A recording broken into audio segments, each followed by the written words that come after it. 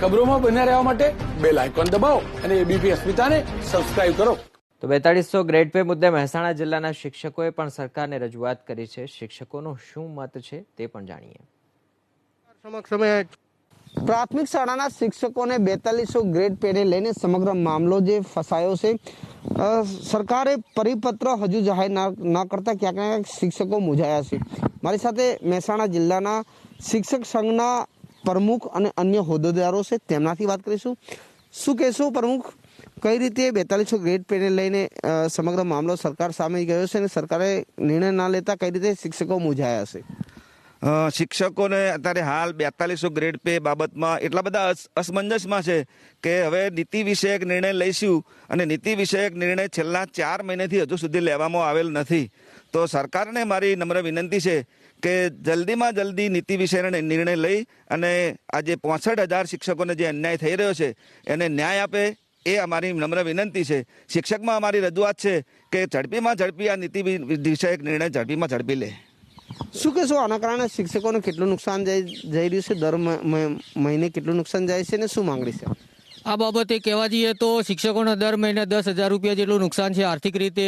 અત્યારે હાલ જોઈએ છે કે મોંઘવારીનો ઘણો બધો વધારો થઈ ગયો છે અને સરકારને એક જ માગણી છે અમારા દરેક શિક્ષકોની કે અમારા શિક્ષકોની જે પણ માગણીઓ છે એમાં પ્રાયોરિટી બેઝ ઉપર 4200 ગ્રેડ પેની માગણી મૂકી અને 4200નો જે નિર્ણય નીતિ વિષયક નિર્ણય લેવાનો છે એ તાત્કાલિક ધોરણે લાવી અને અમને શિક્ષકોને યોગ્ય ન્યાય અપાવે તેવી સરકારશ્રીને અમારી વિનંતી છે અને માગણી પણ છે। આ અમારો હક છે।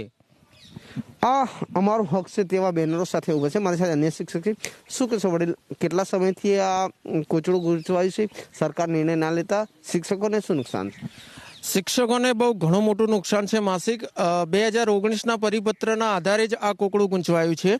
હવે એ પરિપત્રમાં ખાલી થોડો સુધારો કરતો સમગ્ર મામલો સોલ્વ થઈ જાય એવો છે। આજથી 4 મહિના પહેલા સરકારે જે આંદોલન ચાલતું હતું સોશિયલ મીડિયા ઉપર શિક્ષકોનું, એ આંદોલનને બ્રેક મારવા માટે ફક્ત એક શબ્દ વાપરી દીધો છે કે નીતિ વિષયક નિર્ણય અમે લઈશું। પરંતુ નીતિ વિષયક નિર્ણય લેવામાં કેટલો સમય? 4 મહિના થઈ ગયા છે। વારંવાર સંઘ અને અમારા શિક્ષકોની રજૂઆત થઈ છે, છતાં પણ આજ દિન સુધી શિક્ષકોને માત્ર લોલીપોપ જ આપવામાં આવશે। હજુ સુધી કોઈ નક્કર નિર્ણય કરી, નક્કર પરિપત્ર કરી અને શિક્ષકોને ન્યાય આપવામાં સરકાર ક્યાંક ઊણી ઉતરી છે। તો અમારી માગણી છે કે સરકાર વહેલામાં વહેલી તકે પરિપત્ર કરી અને જલ્દીમાં જલ્દી શિક્ષકોને ન્યાય અપાવી। આ બાબતનો નાયબ મુખ્યમંત્રી જાહેરમાં સૈદ્ધાંતિક સ્વીકાર કરી ચૂક્યા છે કે આ શિક્ષકોનો હક છે, પરંતુ એ હક ક્યારે આપવાનો? આજે આટલો સમય વીત્યા પછી પણ શિક્ષકો વારંવારની માગણી છતાં એનું નિરાકરણ લાવતી નથી સરકાર। તો અમારી સરકારને નમ્ર વિનંતી છે કે આ મુદ્દો વધુ ગૂંચવાય પહેલા વહેલામાં વહેલી તકે શિક્ષકોને ન્યાય આપે અને 4200 ગ્રેડ પેનો હક આપે। 4200 ગ્રેડ પેનો હક આપે। મારી સાથે મુખ્ય શિક્ષક તેમનાથી વાત કરીએ। શું કહેશો વડીલ, સમગ્ર મામલો છે, કેટલા મુદ્દાને લઈને સરકાર સામે તમારી રજૂઆત?